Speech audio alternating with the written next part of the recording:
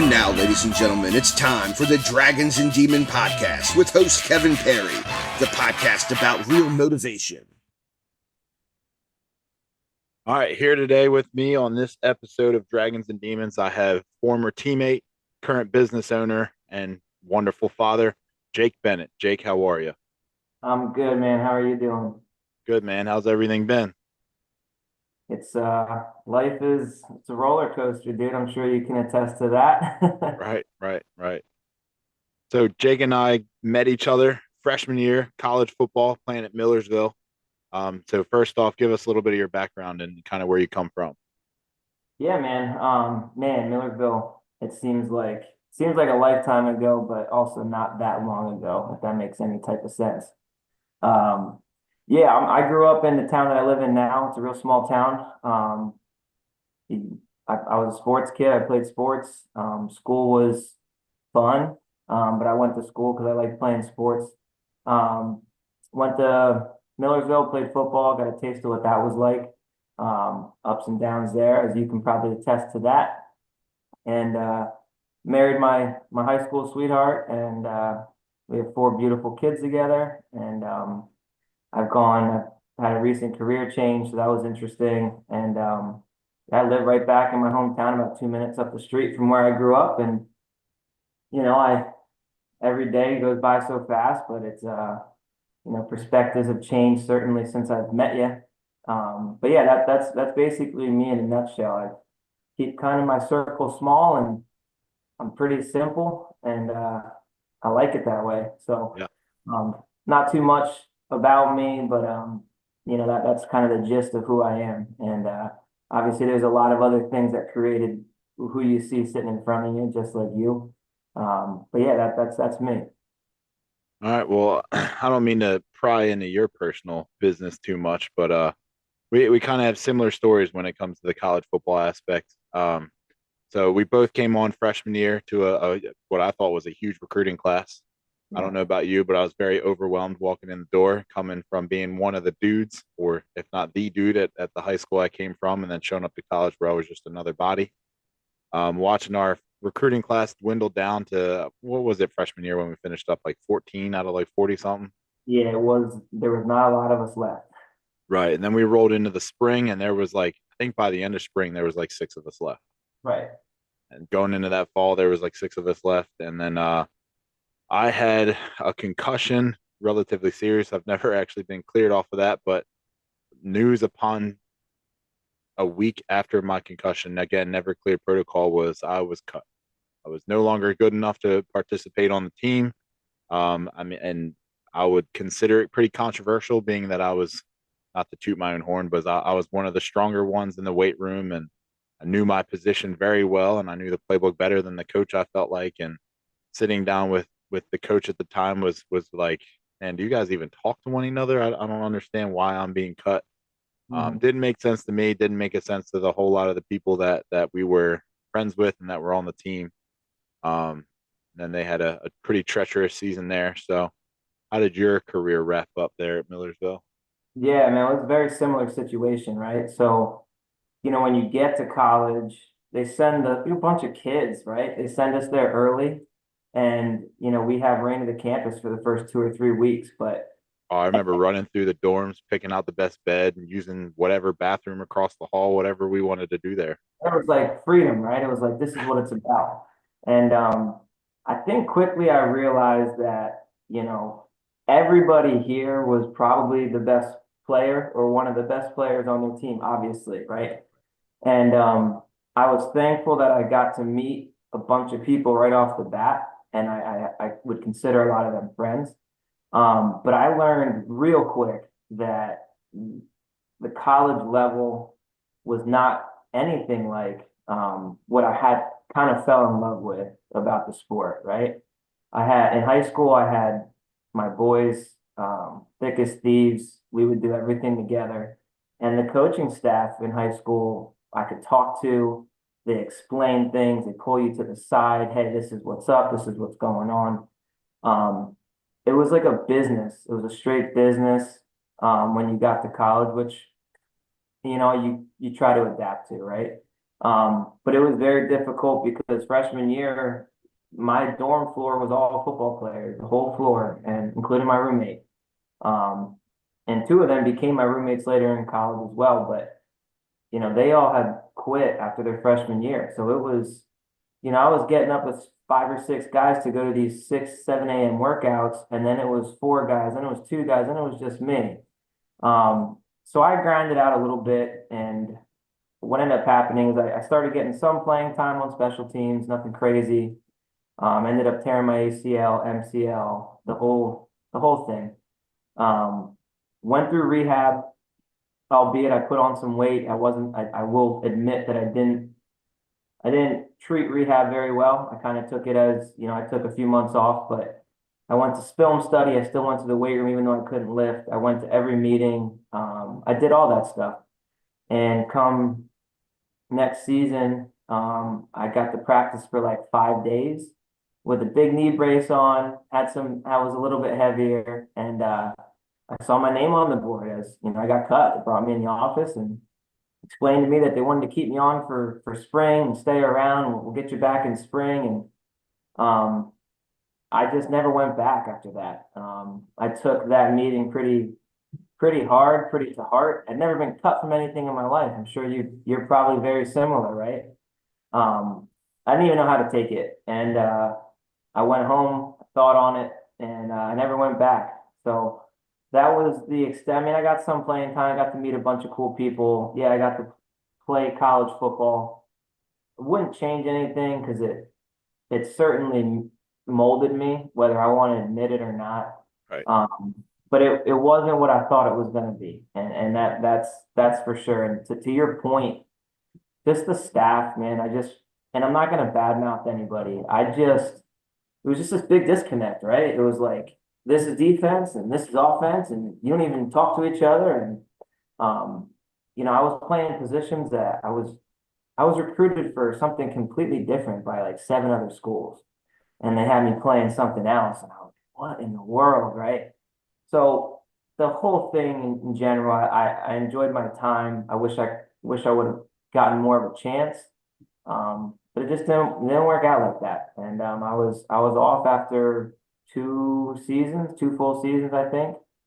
But I'll tell you what, man, I enjoyed college after that. Not for the parties and stuff like that. Just like Yeah, you sense weren't a big party guy.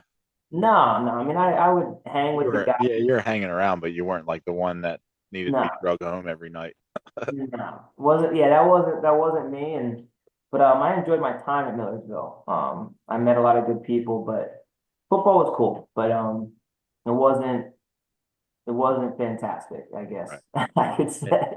And one thing that you commented on the difference between high school and college that always stood out to me, like in high school, it was like a 7 hour school day and then a 3 hour practice, and it was fun. And it was hanging out with your buddies, and your coaches were like dads to you. They were like mentors. Then you go to college and that whole dynamic flips. Now it's like 7 hours of football, and you got to find other ways to have fun. And it's not necessarily in those 3 hours of classes you have because you have work to do there. Yeah. And the environment and the culture there, it wasn't great. They were starting out when I think our freshman year was a brand new coach. He Brandon. struggled for 5 years before he left. The coaching staff, they all struggled. Most of those guys were new there and new to their position. So it was a big adjustment. And then, I mean, looking at the rules nowadays, man, imagine if we had the rules where we could have played a game or two while we were redshirt. Right. We had games where there were so many injuries, and coaches were looking at us like, man, I wish I could play you. And I was like, I don't care. I will not play a fifth Yeah. year. I promise you. And then Yeah. people started quitting and leaving, and we were looking at them like, you lucky dog. Like, you have all this free time. I'm so jealous, but I'm committed. I've never quit anything in my life, and I will not walk away from this. And unfortunately, when that happens, it usually gets pried away from you. And I don't know about you, but high school football ended abruptly. We thought we were going to go win it all, and then in college, it was taken away in a different way. And I did not take that meeting well. I Yeah. remember sitting in his office and him explaining his reasoning to me, and I was just like, basically, I was ready to attack him verbally, just be like, "You're an idiot. You don't know what you're doing, and I don't want to come back." And he kind of, in our conversation, was trying to leave the door open, but I was slamming it shut. Like I was like, "I don't want anything to do with you. This program's a mess, and I'm out of here." Right. And then hearing about like their at my position at fullback, the issues they had throughout the season, it was kind of like a little rewarding, but at the same time, no one was coming to call me. And then Right. the following year, when I heard that you were cut, I was like, damn it, they did it again. Yeah. And like it's unfair, it's unacceptable for someone to come back from an injury and not get a fair shot.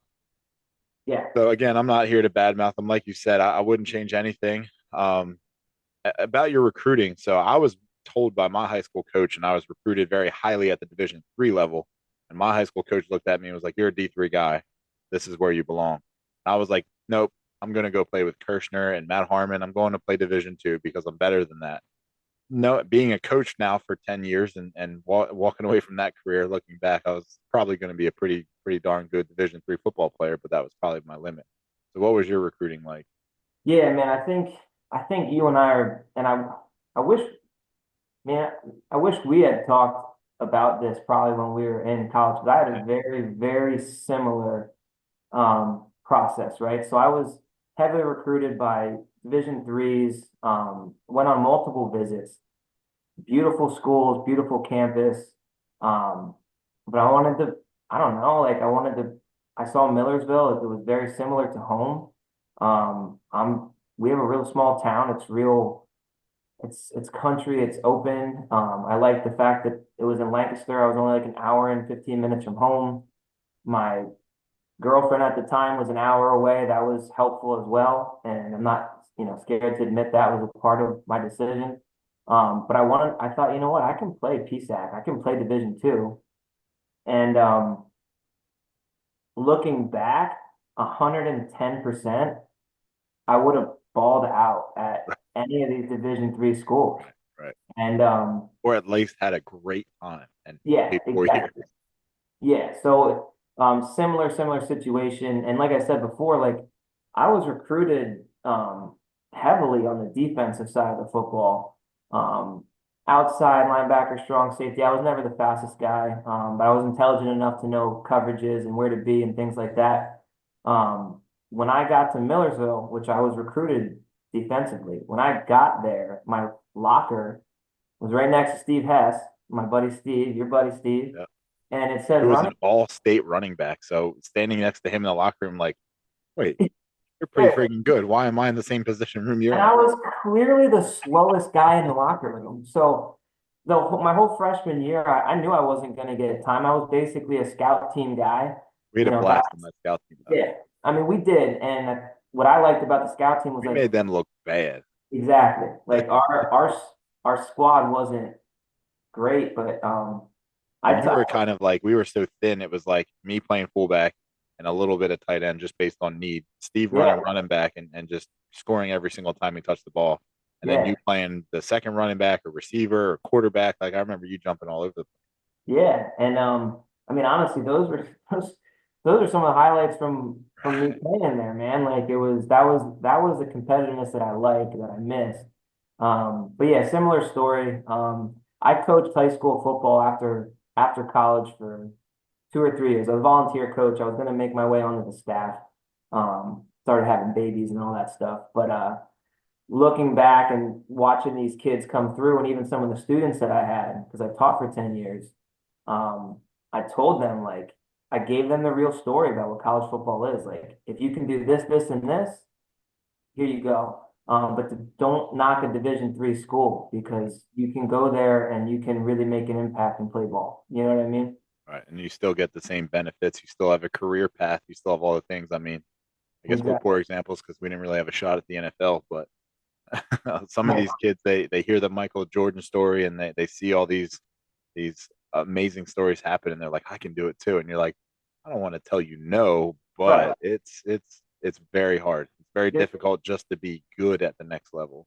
Yeah, yeah, and there's a perception always. There's a perception of what you think it is versus what reality is, right? And you don't know what reality is until you're 34 years old and you've been through it. Right. So, that's part of the process of growing up is, you make decisions, you got to live with them and try to make the best of them, you know? Right. And I always had like this open concept conversation with my teams and I was always trying to build it around relationships and having the relationship that I had with my high school coach. I was always like, let me just be open with these kids. And the best way to get to know them is allow me to look human. So I'd Yeah, ask them like, all right, you can ask me any question you want in the world as long as it's respectful. I'll answer. And I got some wild questions, but every now and then I would, and probably once a year, I'd get the, do you have any regrets? Sure, absolutely. We all have regrets, but I wouldn't change a single thing because Right. if I didn't end up at Millersville after I got cut, I wouldn't have ended up in the career path. I wouldn't have ended up where I'm at. Like, there's so many things that I benefit and so many things I've learned from that. And I remember I did the athletic coaching minor Right. in at Millersville. I remember it was like going into my fifth year, so second senior year. The athletic coaching teacher, the professor, she was like, "Would you ever consider going back to the football team?" And I was like, "No, absolutely not. That's not even a thought in my head." Like I was almost to the point, and I wouldn't celebrate it like because some of those guys are my teammates, but it was almost to the point where I'm celebrating their losses because I'm so frustrated and angry at the coach for cutting me that that's not even a thought in my mind. She was like, "Would you ever think of going back to figure out what not to do?" I was like, "Why would I waste my time? Like I don't want to go in there and fake it and be unauthentic and put my body on the line for these other dudes and at the end of the day not be in it for the right reasons."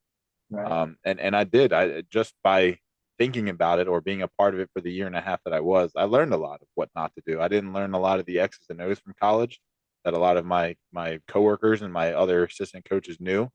So I was just building it around. Let me not end up like Millersville. Right. You said your high school coach. So like for me, um really all my high school coaches. I mean, my head coach was, you know, he was that coach that's there for 27 years, great record, but I could go to him and talk to him, and I had gone and talked to him about some personal stuff like in high school. My position coach, Coach Hippensteel, was to this day one of my favorite human beings. Right. So like, was that how your kind of high school staff was, like similar to what I had? Yeah, I mean, I had a unique situation. My senior year, my dad died during the football season. So like it went from, man, I kind of like these coaches to like, holy shit, those dudes were at my house. They were driving me home, offering to drive me home from practice. They were bringing food over. They were stopping by on a Sunday afternoon when they didn't have to. They're calling and texting and checking in. Even now to this date, I still get texts and phone calls from some of them guys. And it just that's really what I got into what I went to college for is like I need to give this back, this feeling that I had, and I didn't need it. Like I did have a lot of supports in my personal life. I have an older brother, I had a grandfather, I had all these people that supported me, but these coaches just went way out of their way for a kid that like I mean my position coach on the defensive line side, he had been my coach for 1 year. I mean, he knew my family, he knew my brother, but it was like we were not that tight before that season. Right. But for these people to go out on a limb and just give me everything they had was like whew, I gotta do this back. Like I can't, this feeling is way more than money. It's way more than the wins and losses on a Friday night. Like it was way more than that. So now I ended up at a program that was 1-9, 2-8, 1-9, 1-9, 1-9, and struggling. And these kids are like, why aren't you leaving? Like everybody Yeah. else is leaving. Why aren't you? And I'm like, this is not what it's about, man. It's about me giving back to you guys and you guys realizing this and someday you'll give back.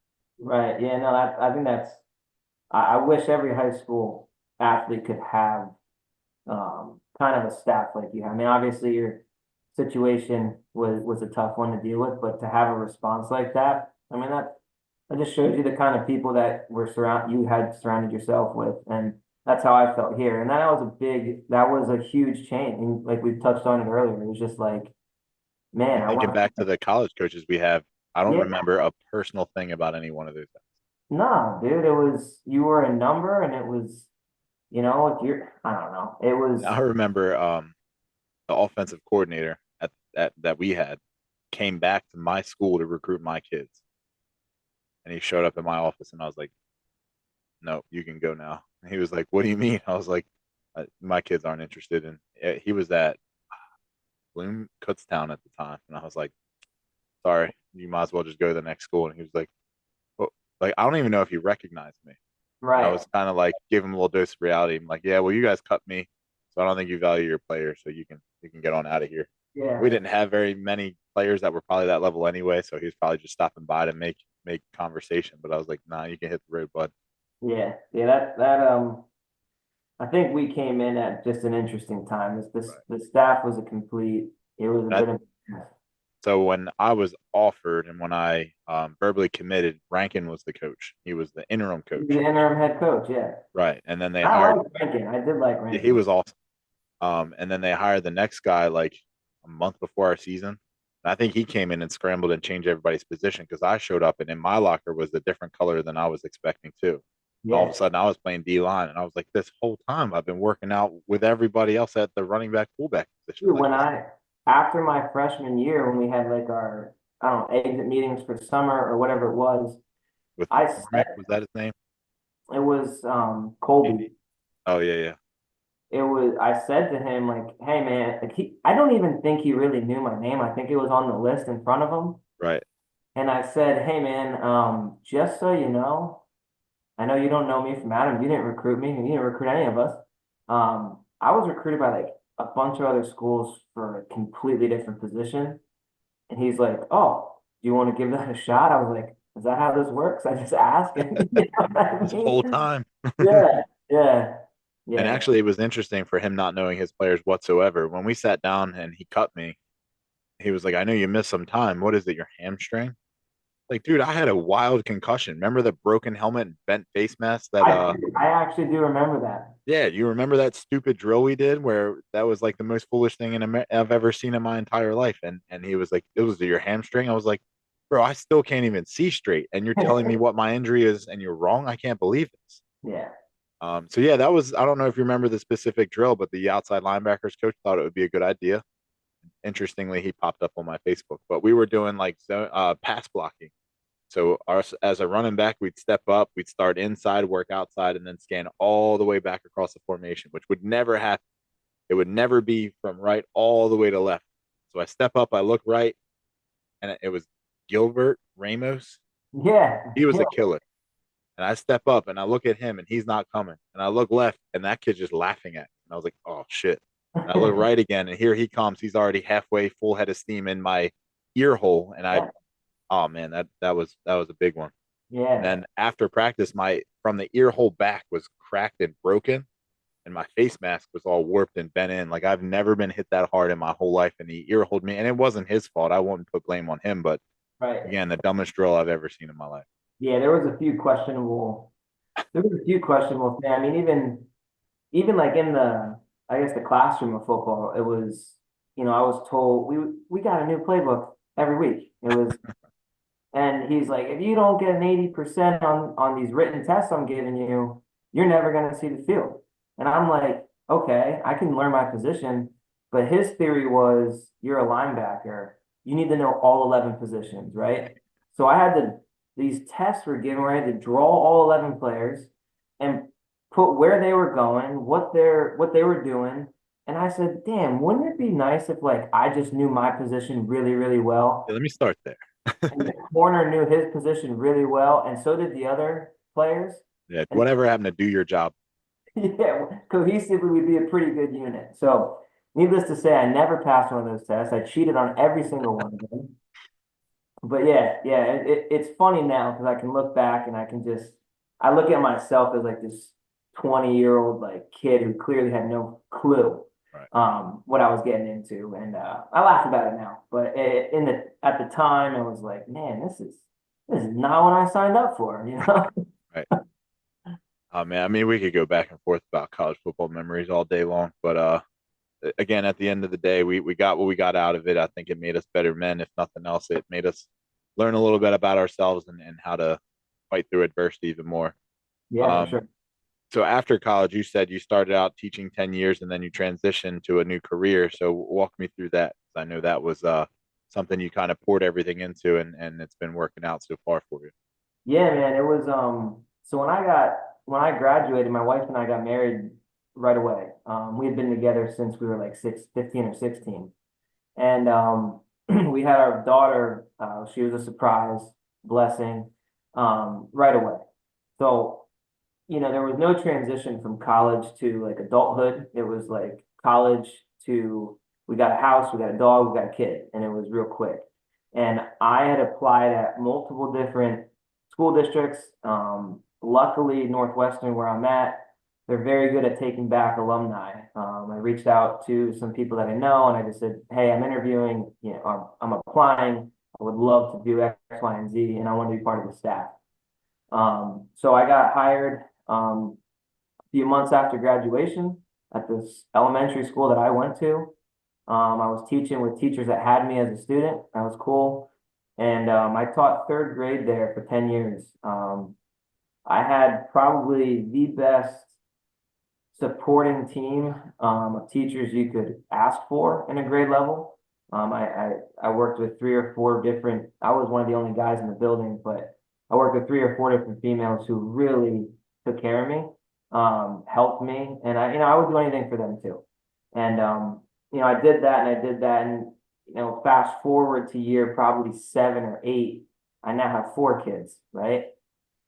And I was starting to feel like unfulfilled. I was starting to feel like I liked the kids and I liked teaching, but there was just something. There was something I can't even put my finger on it. Um, and I had started this lawn and landscape business to do over the summers when I was off.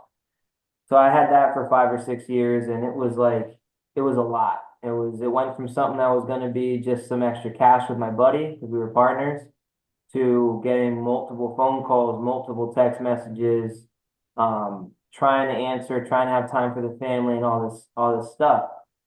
And then last year I was offered an opportunity to have basically a storefront. And I have a 3 or 4 acre lot right on the main strip through town. And it happens to be where everyone comes from over the mountain, and anyone traveling to the mountain, they go right past this place. And so I actually own a landscape supply yard.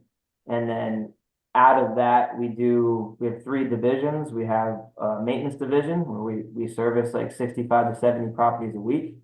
HOA communities, residents, commercial. And then there's the retail side where we sell bulk products, mulch, stone, dirt to contractors, homeowners. It's open to the public. And then I have the landscaping side where I do patios and walkways and full installs and excavation and all that stuff. I have 5 employees and I do it full time. So it was just something that once I got that place, I was like, you know what? If there's a time I'm going to leave, I need to now because I certainly can't do both. Because I tried to do both for like 3 months and I just couldn't do it. So I resigned and I'm happy, dude. I'm happy with what I'm doing and making it work and watching it build, and it's a lot of work, a lot of stress. But I'm happy, and I think my kids see that when I'm home. I think my wife sees that when I'm home, and that's important to me. And I kind of saw similar when I taught for like 9.5 years, I guess, and 8 of that I was coaching football and dedicating another full-time job's worth of time to coaching football and being the head coach as well. Um, and then COVID happened and everything started to just kind of come. That was probably around the same time that you started to get into this too. Oh So yeah, everything, it opened up my eyes. It opened up like, and I'm doing all this work for other people's kids, and I have these 2 kids at home, and I'm doing all this work, and I love these football kids. Don't get me wrong, and I want what's best for them. But there just comes a time when like I need something new. I feel it coming. I know it's coming. And I also saw kind of the writing on the wall for our football program where it was like they're growing so fast. And again, my limited knowledge of the game as far as like the X's and O's and my limited exposure to high level coaching was so limited that I was like, might be best for me to pass this on to the next guy and just kind of I don't know, kind of open up the growth there. And then happened to finish my master's program, got a job as an assistant principal in our building. So I was able to stay close to the kids that I worked so hard for. One of my defensive coordinator was hired as the head coach. So I'm still very close to the program. I still do some of their strength training stuff. Still get to see my 2 kids and I'm doing this podcast now. I'm doing other things on the side that aren't like make or break. If I miss a day, if I miss if I don't feel like putting in as much work during a week, it won't cost anyone their job. It won't cost anybody a test. It won't cost anyone a scholarship. It won't cost us the win. It'll just make for more work for me on the next week or whatever. So I yeah, definitely, I understand that, man. But again, seeing what you've put on social media, just displaying the little bit that you do is like, he's doing big things. So what kind of I'm going to ask you, and then we're going to take a little pause. So what was your kind of introduction to getting into that? So there's a lot of different features of what you guys do there. So tell me a little bit about that. For the business. Yeah. All right. So like I said, just tell me more about kind of how you got into this business side of things. Yeah, so my dad's a contractor. Well, I shouldn't say that. He worked for a utility company for 35 years, but he started Bennett Construction, uh, kind of similarly to me, like some extra money, and he ended up doing really well with that. And when I was teaching, I used to cut grass for the township. That was like kind of my summer job through high school and college. I was like, dude, I could ride a zero turn. Like, and I have 2 months off in the summer, and didn't even think grass starts growing in April, right? So I'm teaching, and I'm finding myself on the weekends doing all this work and having literally no time. Um, so I had the skill set as far as just being around a household of hard workers. I always liked being outside, and I knew how to cut grass. I mean, it's not hard, but so we started with that, and then Let me stop you there because it is hard. I mean, I can cut my grass, but my yard looks like crap. And my neighbors are out here throwing sand down. They're ordering dirt. And I'm like, what are you guys doing? Why do I yeah, have so many dandelions? And they're like, you're doing it wrong. I was like, I don't even care that much. I'll cut long it. I'll cut it every other week. It's no big deal. yeah. I had my front lawn. I checkerboard it like I love it, I've but tried that, but it doesn't look the way they do in the TikTok videos I see. So I give up. yeah. So it started with that, and then we started getting into like installs, mulch, plants, small tree stuff. My business partner at the time pushed for concrete work, patios and stuff like that. That was kind of his field.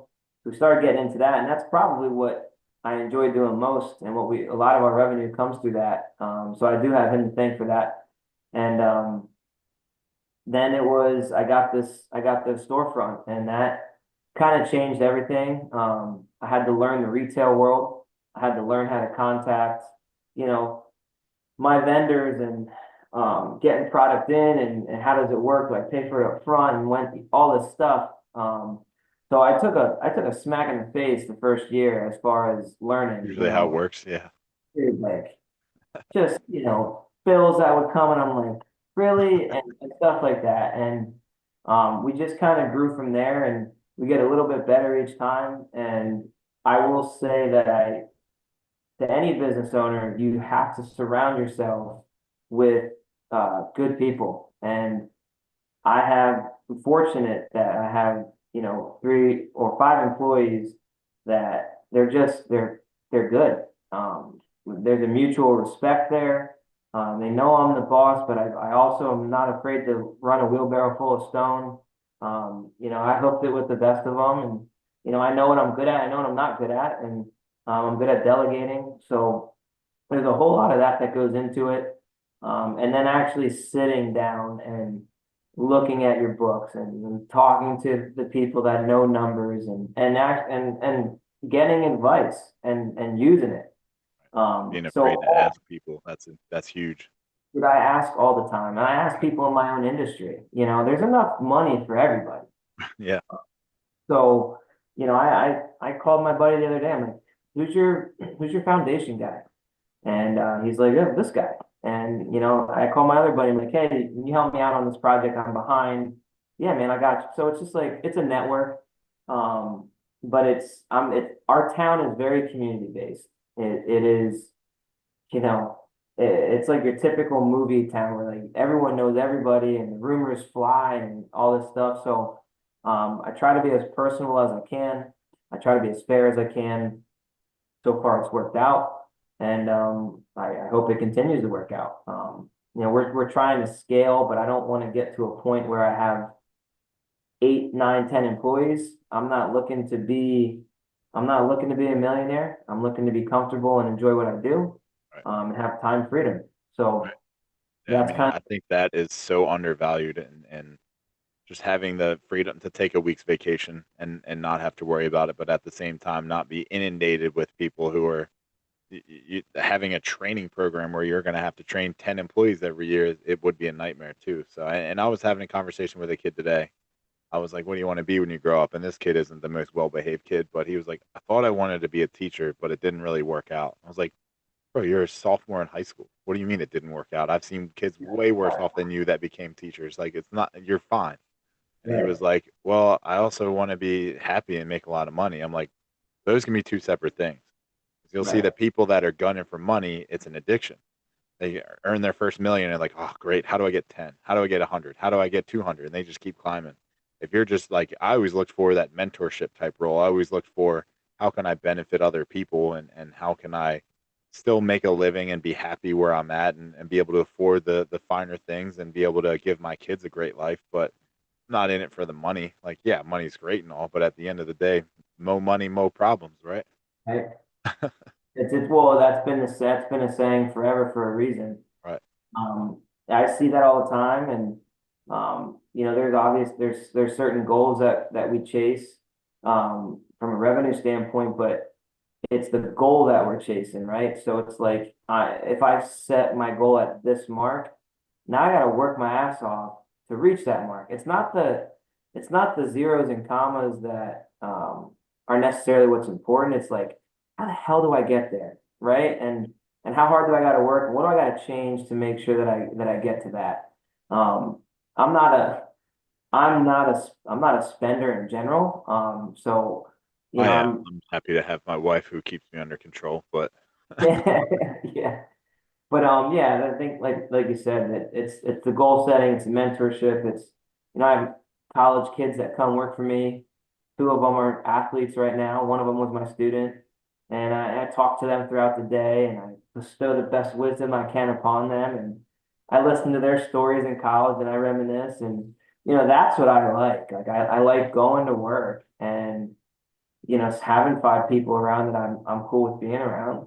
And we're all they all came in when we started. So now it's like they're seeing, hey, we really helped get us to here. Like look at these commercial mowers we have. Remember what we started with, and look at this new truck and this and that. And they helped build that, it's definitely not me. And I had a business partner up until recently, and he was a big part of that as well. And so there's been a lot of hands in the pot that have certainly helped. I just happen to be the boss and the face of what we got going on, but I couldn't do it without a lot of people. right. And I think that's, and I've been saying that these last few episodes, you have to be that lone wolf mentality is not the greatest.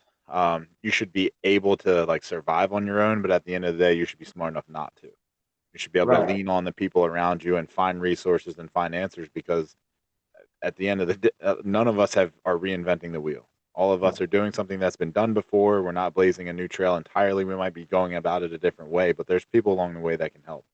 And I think values like that and good work ethic and I've always been proud like to go home at the end of the day and talk about how to keep teachers and how to keep employees satisfied and how to keep people in the jobs. And it's like, what can we give them? Like, no teacher wants a candy bar in their mailbox. Like, no employee wants a sticker saying good job on their forehead. Like, I've always been proud to just go home and be like, man, I worked my butt off. Like, I don't know if I did any different, but I know I worked my tail off. It's the same thing when I'm in the weight room. I know I worked hard because I can feel that. And I know Right. I did everything I could. And that type of characteristic is exactly what I want to pass on to my two boys and pass on to my kids. Yeah, and And you I think a lot of the traits that you're learning and a lot of the traits that you're teaching and are ones that you're going to pass on to your kids for sure. yeah, and you will. And I remember even I remember even when I met you, like the weight room was your thing, dude. And Yeah, that was I felt Division 2 there. I did not feel it on the field. I felt Division 2 or Division 1 in that weight room. I would tell you the weight room was not my thing. Um, but I always respected it about you because dude, 6, 7 a.m. workouts. I was like, come on. And I look over and there's Kevin freaking putting plates on. I'm like, God damn it. The one thing that I'll never forget, and I tell kids all the time about it, first few days at the 6 a.m. workouts, and you're standing next to that box, that tall box. That box, I swear, was as tall as me. And then they hand like, all right, I'm jumping on it. We as freshmen, we line up, we start doing box jumps. Like coach says, we're knocking them out, feeling good, jumping up there, jumping up there, jumping up there. And he said, "What are you doing?" We're like, "Box jumps." And he's like, "No, here." And he hands us a 45-pound plate. 45-pound weight, dude. Coach, I'm gonna die. Like no one survived that. Everyone had scars on their shins. Yep. And then I go over to Good Mornings, and Coach says, "What are you doing?" I was like, "Again, I'm doing Good Mornings. 135. I'm bending forward. I'm getting good depth. I've done this before." And he's like, "No, you need 225." And I was like, "I'm gonna hurt myself. This is gonna be bad for me." Yeah. So again, you get shocked regardless of whatever Yeah. your background is. Yeah. Yeah. But I think, I don't know, that's something I respected about you. But like you said, like, I think that the weight room helps you in probably your life, right? And mentally, physically. So I think that's important. And I think, like you said, that's something you want to pass on to your kids. And I think you learn a lot of lessons through just hard work and grit and things like that. And one thing that I've learned about myself, and I've always been trying to figure out like what makes me different. Me and my brother are very different in many ways, but we're very similar. Me and my sister are very different in many ways, but we're very similar. One thing that I've kind of like obsessed over is to see my discipline and test my discipline. So me pushing myself to be a Division II football player, that's kind of what it was about. And now me Right. pushing myself to do a podcast when I might have 12 viewers this week, and then next week I might have 50. And then me pushing myself to do these crash diets or these fad diets and bodybuilding and different things. Like I just love to see how far I can push myself. I Yeah. was at a meeting at work, and this was like a month and a half ago, and the guy leading the teaching meeting was like, "How many of you have done a New Year's resolution of exercise and diet, and it didn't last that long?" And I was like, "I'm 150 days in, and I'm still killing it. So I don't know if any of you have fallen off already, but this is easy." Yeah. Um, but again, discipline, these are all traits that like I drag my older son down here from time to time. I'm just teaching him form, but like he comes down here, he knows this is a work session. He knows that I'm down here grinding in the morning. And every now and then he'll like flex his muscle and be like, "I'm coming to work like you." And I'm like, and I'm ready for that day. When you're 16 and you want to challenge for this household, I've been working for this day forever. So get ready to get your ass kicked. But Yeah. again, these are all traits that I'm looking to pass down. So I mean, you got 4 amazing kids, and what are your expectations for your kids coming up? Um, Man, expectations. eh, It's like I just want you to be a, it sounds so cliche, but just be a good person. Like there's so much more effort that goes into being negative and mean, and they're at the elementary level, so like being nice and being kind and all that stuff, right? But we're also at a point where like all four of my kids play sports, right? So my oldest plays lacrosse, volleyball. She's a cheerleader. She did dance. She did gymnastics. Um, Jeez, my my first son, yeah, dude.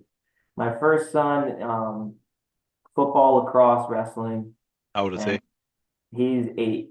Okay. And then my 6-year-old son, same deal. He does literally everything his brother does. And then my 4-year-old plays soccer, right? So we're at a point with like Tanner, my 8-year-old, where it's like we're in competitive sports and there's conflict during games, and there you have to handle yourself a certain way. And he has done really well doing that sometimes, and he has not done very well doing that. So my expectation is just to play the game for the game, to be competitive to an extent, but to also have the wherewithal to understand that you have a privilege to play this game Right. and you have teammates with you, and being a good teammate and being a good human, that's what I'm looking for. So when someone falls over or whatever, I'm not saying if it's the other team, you got to go help them up, right? But if it's your own teammate, you better be there to help them Right. up. And if they're having a hard time, you smack them on the back of the head and you help them out a little bit. So, and I coached a youth program. I always wanted to coach high school. It's not probably not in the cards. So I do coach youth, and I step back and I watch that stuff. So for all my kids, man, it's just like go out there, have fun, and just give the effort that I know you can give, and I'm happy. Win, lose, or draw, I'm happy. Yeah, my oldest is 7. We did so when he was 4, I was forced into doing flag football because they didn't have a coach, and he was like football, and he was like excited. After the Yeah, first day, he hated it and didn't want to go back. So I'm stuck coaching all these 5-year-olds because yeah. right. He got into he was doing a little karate just to keep him busy. He wasn't super into it, and we got him into wrestling, which he really liked. Yeah, And now he's having a soccer kick. But this past soccer season was very difficult for me as a coach. So he went and was with one coach, and that coach was awesome, and he was very dynamic, and he's 7. So all these kids are all over the map. They all have ADD. They're all flying all over the place, and he did a really good job balancing them. But then moves to this next coach, and I don't fault the coach. The coach was yeah, new. She's a high school teacher. Like she's doing her best. She's got a bunch of kids. She was by herself. Like kind of the kids are squirrely, and I get it. And I missed one practice, and then my wife comes home in tears, and she's like, they basically pulled my wife aside and asked her permission to take my kid, and when he is not focused, they want to make him run laps. I was like, I mean, I get it, but punishment running a 7-year-old who right. doesn't know if he likes the sport or not yet for not focusing when he spends more time waiting in line for a drill than being in the drill, you're That's an kind of off interesting. base there. That's an So interesting approach. yeah, so I called a meeting and I was like, I'd like to talk about this, and they were like, well, what's your problem? I was like, well, okay. I said, we're diving right in. All right, let's Let's do get this. into those. So I started saying it, and she was like, well, if you have so many solutions, well, fine. You just want me to have your kid sit in timeout? I was like, I would prefer that actually, because then he's not being punished and he's not going to hate running and hate the sport because of his lack of focus. Right, She was like, well, if you have so many suggestions, why don't you coach it? And I was like, okay. I don't think she expected that, but I mean, the days that I helped run practice and the days that I was running games, like I was keeping them kids busy. I don't know a thing about soccer, but I right, tried to pull back to my lacrosse days and pull some drills out. But at the end of the day, we're moving, we're doing stuff. And when kids would get squirrely, I'd be like, "Hey, kick that ball!" and like just try and get their attention moving. So I right. struggled with that. I'm interested to see. See, I don't think my kid's ready for football, like competitive, serious football yet. I don't think he's that bought into the game. I think he saw me do it for so long and just thinks that's what adults do. Um, and I'm also trying to be very careful because I'm so passionate about it that I don't Right. want it more than him because I've already done that with flag and I'm worried Yeah. about that. Well, and that's a huge like thing, right? Because that's how I was. Like I didn't want also coaching your own kid in the sport that you love, right? And I hope that like if I get to that, like my neighbor down the street, his kid's the same age as my kid. He's a longtime football coach on the defensive side. I'm on the offensive side. I hope we can just kind of trade our kids and coach each other's kids. Yeah. Yeah, it's definitely an interesting thing because I've become pretty good friends with it's weird, like the coaching staff, we all kind of just move up with our group of kids and I've become good buddies with them and I am hypersensitive and aware of myself when I'm coaching specifically my kid because I was a teacher for 10 years at the elementary level. I've seen what I would condone as great coaching from a father, and I've seen some horrific examples And of learning what not to do. exactly. So it's definitely a touch and go, and I do think a lot of people make the mistake of forcing their kids into a sport that they like the moment they're eligible to play. Right. Um, I don't, Tanner and Cam, we signed them up. They liked it. They said they wanted to play it again. I was cool with that. Had they said, I really don't like this, I hate it, I would have been like dagger to the heart, but you're 5. You know what Yeah, I let's mean? go sign you up for So dance class or whatever. I yeah, don't care. yeah. So yeah, it's interesting, and if you get the opportunity to coach your son in football, I think knowing you, you obviously do a good job, but it's cool, man. I get so into their success and watching them get it. I enjoy that more than when I was playing. Yeah. Best times of my life are when I was playing ball. Yeah. That's part of the process, part of growing up. But yeah, it's definitely an interesting thing. And youth sports are different than when we were kids. Everyone's personal training, this and that. And did you say your son wrestles? Yeah, he did. This past year was his first year. He won his very first match by pin in the first round, and then he won his very last match in the Yeah, I was watching. I think in I the was watching. playoff tournament. He won one. Yeah, I think I was watching videos you posted. Wrestling's a tough sport, dude, and Yeah. Pennsylvania wrestling is no joke. I Um, coached it one year without having ever wrestled. I was just the paperwork guy and trying to move some football kids into wrestling. And I was like, this is an awesome sport. I really regret not wrestling. But once my kid said he was in, I was like, yes. Like Dude, that, it's intense. It's tough to watch sometimes as the parent, especially the wives. I That's was tough. fine. She was not. I was like, you just turn away. He's fine. Yeah, yeah. And my son, who he's a pretty good athlete, and wrestling will humble you like you wouldn't believe. I mean, I watched him walk out and get absolutely destroyed, and he looked at me, and I was like, I guess we got some work to do. I mean, Logan will walk out to the mat and he's got a build not similar to mine. He's got a lot of work to do, but he's built. So he walks out of the mat. He's one of the smaller kids, height and weight wise, but he's stout.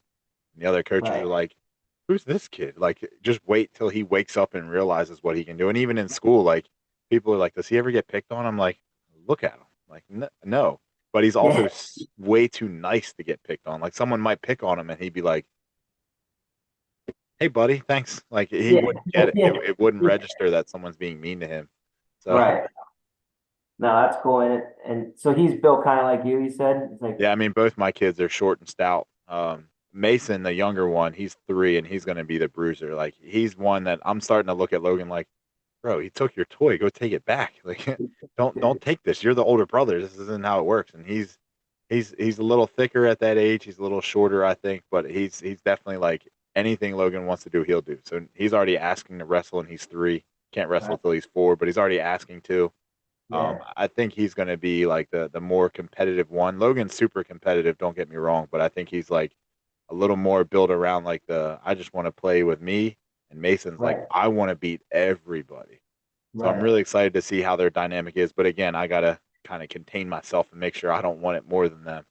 But Right. again, as you said, whatever they want to do, I'm going to support them in, and I'll be the best dad I can. So that's part of me coming home from coaching and being Dude, dad again. my daughter plays the flute, and I had to go to like her chorus and her band concerts. And dude, I mean, I played the guitar because it was like cool. Like my buddy taught me how to play. But I was never in band or anything like that. And but you know what? She's into it, and she practices at home, and she gets her minutes in, and she does these concerts, and she had a solo the other day, and I was like, you know what? Good on you. I'm here. I'm here for it, you know? It's really nice and it's fun to see their growth and see them like to start catching things like you said, where like Logan starts clicking when he's reading books in kindergarten and he's doing math equations and things like that, and it just starts to make sense for him. And you're like, and I've been trying to teach you this for 5 years, but now that someone else taught you, finally, cool, it sinks in. But that's how Yeah. being a dad works, I guess. Yeah, no, that is, all part of the process, dude. All part of the process. Right. So, I mean, you said that you mentioned you married your high school sweetheart, as did I, and you guys kind of got the ball rolling pretty quick. You got 4 wonderful kids. I have 2, and we're done. I don't think we're doing that again. But how do you balance it all out? I mean, you've changed careers. You have a great family. So how do you balance everything out? How do you make time for it all? Um, yeah, man, I think I I'm not gonna lie, you wake up and you kind of go through the motions, and not that that's an everyday thing, but you have to realize that. And there's certain things that have to get done in a day, and there's certain things that you think have to get done in a day, and that's not all relative. So, I try to balance my time. Like when I'm at work, I'm working. When I am at home, I'm at home. I do my paperwork and my book work at nighttime or on a Saturday, and I try to make sure that I don't put work in front of them. And I know sometimes it might seem like that if I'm on the phone, but I've tried to cut that back a little bit. But I don't, sometimes it's harder than the onset. Like I think people sometimes look at myself or like other people in my situation and they're like, how do you keep it all together? And I'm like, sometimes I don't feel like I am, dude. Like, I'm not the right guy to ask. yeah, it's tough, but at the end of the day, if everyone's happy, they're fed, they have a house to sleep in, and they feel love, um, I think a lot of that comes from my upbringing. My Right. parents are really good parents, and like really good parents. And my siblings, we get along great. And I was just surrounded with that my whole life. So it'd be unnatural for me not to act and reciprocate that to them. But it's a lot, man. My wife literally does all the scheduling. We have a calendar. I get a text almost every day of which kid's going where, what time they have to be there, and what do I need to make dinner? Are you making dinner? And so it is 100% a team effort. Right. I mean, good wives, they're superpowers. They're superhuman. They do things that I can't even process the way she thinks things. And I'm getting texts like, "How did you think about that at 11:30 on a work day? Aren't we working? What are we doing?" Yeah, yeah, it's wild, but I'm super thankful, and super blessed. So, I also think a huge part of, and something my wife and I try to do is we got to make time for yourselves too. That's something that was kind of like a New Year's resolution for us this year was like, hey, we're at practice 5 days a week at two different locations. And, we don't get home till 8:30, 8:45. And then it's bedtime routine, baths, showers. There's four of them. It's freaking crazy. And um, it's like, hey, why don't we take like one night a month? And then it doesn't seem like a lot, but we'll get a sitter and we'll go have dinner, or Right. we'll go with our friends somewhere, or we'll go do something. So I think that's super important, and that I think that you can't just get into the routine of being just parents. Like you're still married, like you're still a couple. They So talk that's a about huge, some of the most stressful times you can have as a couple is having kids, and man, if you don't make that important time important, then that makes it worse. And yeah. Well, we're I don't trying to want set up a little getaway this summer, just the two of us, or trying to just set time aside for it. It's like just thinking about that is giving us time that we can just be like, it's just the two of us again, and we can have these conversations. Well, and it's like, look at what we've created, right? Like, Right. look at the house we have, look at the jobs we have, look at these two amazing kids we have. My wife and I do, actually, I should book one, but we like to do like an Airbnb, like a weekend away, like once every like 3 months. And we like to pick just like small towns. Like we went to Lancaster. We like to pick towns where we get an Airbnb, we can walk out the front door and we go out to eat for breakfast, lunch, and dinner. And we just enjoy each other's company. And, No and it's, schedule, you just do what oh, you feel natural to do.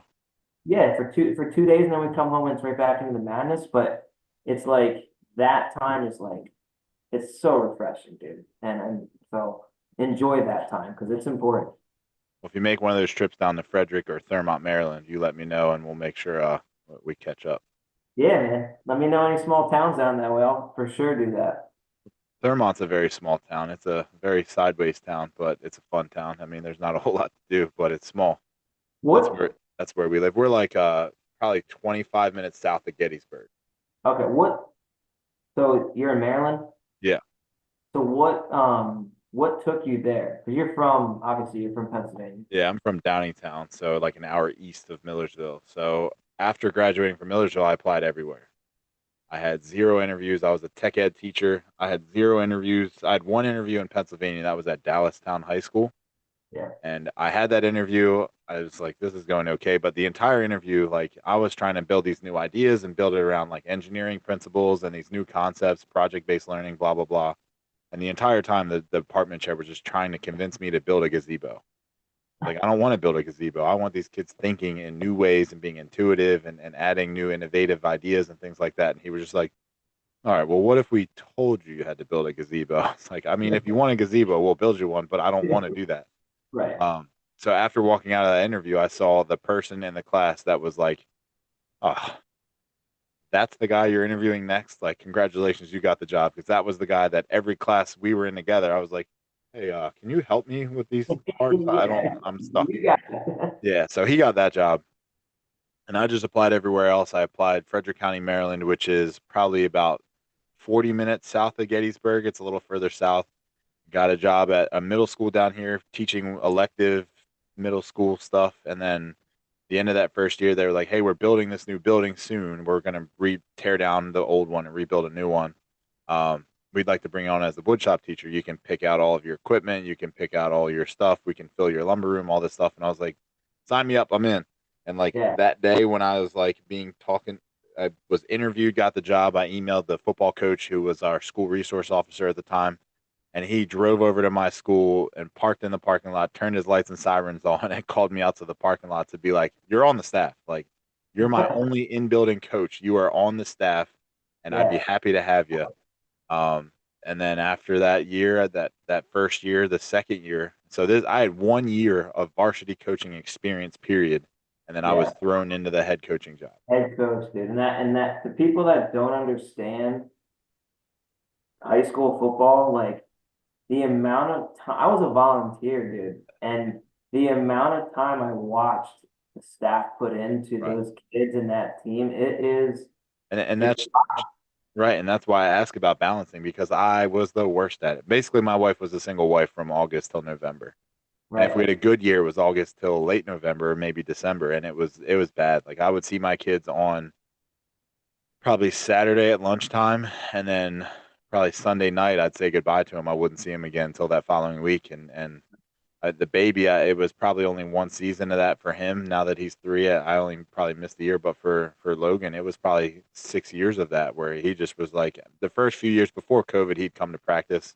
And I have some managers that were good with babies changing diapers and things like that, but for the most part, they were just like, well, Yeah. dad's gone. It's football season, and then spring would roll around. We didn't have the restrictions down here are way worse than or way lighter, way more restrictive than in PA. So like we could do some things, but it wasn't. It was like 3 days a week, and it was so Right. limited time wise that I was home a lot more. But doing that and my masters and all these other ideas I always had was like, man, I'm dividing myself up so much that I feel like I'm having less of an impact. So it's time to Right. make a change here. Well, and then that's key, man. Recognizing it, and Yeah. you saying that, like, I wasn't good at balancing it, and at the end of the day, what is more important to you, and Right. that And that's as I reflect and I raise everybody else's kid for 3, 4 years of their life, I'm like, man, some of these kids are amazing. Don't get me wrong, but some of these kids have missed out on so much because parents are less involved for the first 14 years of their life. I can't let that be one of mine. I gotta be in there. Yeah. I mean, I remember teaching, and when I left, I was teaching 20 to 25 kids, which they were great. And then I would go coach the youth program, and it was, 20 other kids. Tanner was on the team. Like I said, we had three at the time, then we had four. And I'm like, I'd get home and like my son wanted to play monster trucks. Of course he wants to play monster trucks. He's 2. Right. And I was too tired. I was like more annoyed. And I remember just being like, who the hell, like, what? Right. And my dad always did stuff with me, and it was just like, you know what? That's when I get older, when my kids are grown and they don't want to hang out with me anymore, I want to look back and I want them to look back and be like, yeah, dad played with me and dad gave me some time. So um that was a big part of my decision. It sounds like it was yours too. Yeah. So we're running low on time here. So any last minute questions for me? Anything you want to throw some curveballs my way? I had some stuff, man. Let me see um my one question was, did you since I've met you, have your passions or anything like changed from, college Kevin to now? Like, is there anything that you're doing that you weren't doing before, or anything that you have a completely different view on? Just based off of growing up and living life and going through what you've been going through. Like, you're still into the weight room, you're still into Right. that stuff, but um, is it more of a competitive thing now, or is it more of like a Um, individual competitiveness? I mean, it was always training for something else. And then once I stopped training for football, I was training for a bodybuilding show or training for a powerlifting meet. Now I'm just training to see what I can do. And I'm older now, so I'm more limited, but I know myself and my body way better. So I know like when to kind of cut it back when I'm starting to feel things are aching a little too much in a weird way and it's time to cut it back. And I also can look at my diet and I've learned so much. Like I was in high school and trying to put on weight as a high school football player. I look back at myself like, God, I was such an idiot. And even then I talk to some of the high school kids that I work with and they're like, this is how I put on weight. And I'm like, you're so wrong. But Wrong. now I just have a stronger understanding, and I'm able to do things that I've always wanted to do, but now I'm able to actually spend time, and Yeah. I'm able also to find the research and find the resources to do it better. Yeah. Yeah, no, that's something I'm one of those gym goers where like I go hard for like 5 straight weeks and then I fall off and then I'm back on the wagon and I fall off. So I have to look for the motivation and here this talking, I'm like, maybe I'll go back to the gym Yeah. tomorrow. That was a huge shift for me. Like it was always a priority to get lifting, but it always became such a distraction from, especially my wife and I. Like it'd be Right, 2:30, I'd get off from high school, I'd go home from work, and I would be like, all right, let me hit the weight room, and then I'd be out of commission for 2 hours on a heavy day. And she'd be right, like, well, what am I gonna do for dinner? I'm by myself again, or I got the kids. And I was like, God, man, it's like such an inconvenience. So now I'm right, at the point where I'm in such a routine. I mean, for the last year and a half, I've been getting up at like 3:30, which I know is obscene for some people. But I get up at 3:30 and I work out from 4 to 5. And I know my workout, it's all regimented, it's all programmed. So I know exactly what I'm gonna do. So there's no downtime.